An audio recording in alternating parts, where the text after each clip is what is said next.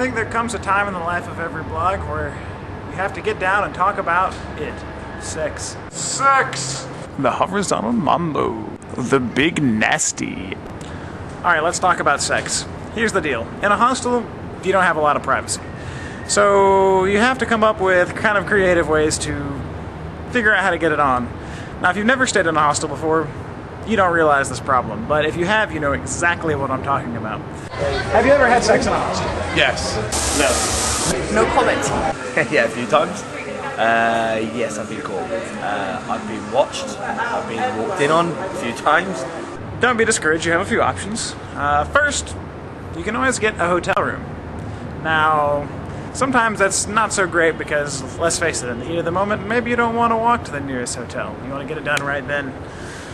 But, more importantly, if you're staying in a hostel, that probably means you don't have a lot of money, which hotels cost. They cost plenty of money. So, let's cross them off the list.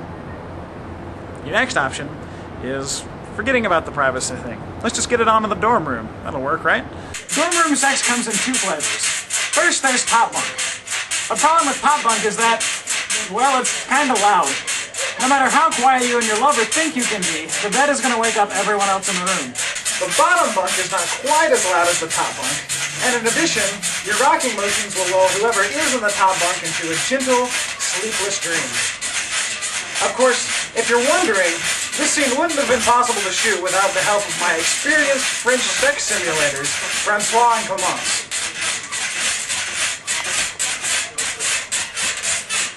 If you're really worried about the noise, you can spread a duvet out on the ground. That'll kind of buffer the noise and maybe you won't get caught. Oh! Ah!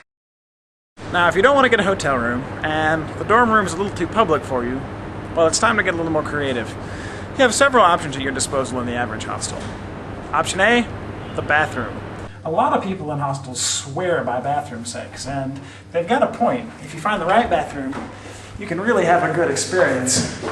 This is a handicap bathroom. It's extra big. As you can see, you have enough room for whatever kind of freakiness you want to happen. Other ones don't really give you enough room to maneuver. Can't really get there. Thrust, go ahead. That's a little room. Option B is, a lot of people have recommended the linen closet to me. I just can't imagine that working out well. Got anything that needs cleaning?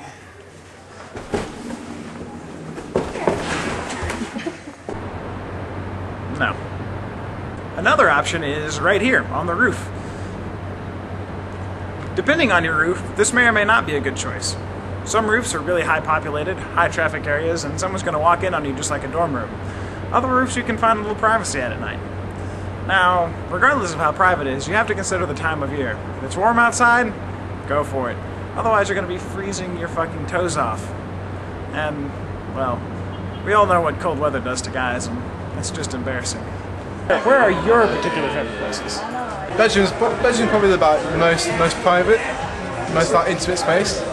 Everywhere else is a bit like the girl's always worrying about. Well, for example, the girl's always worrying about people walking in or someone seeing you. Do you know what I mean? It's whereas the bedroom is very much like your own place. It's like it's just you and the girl. So it's all good.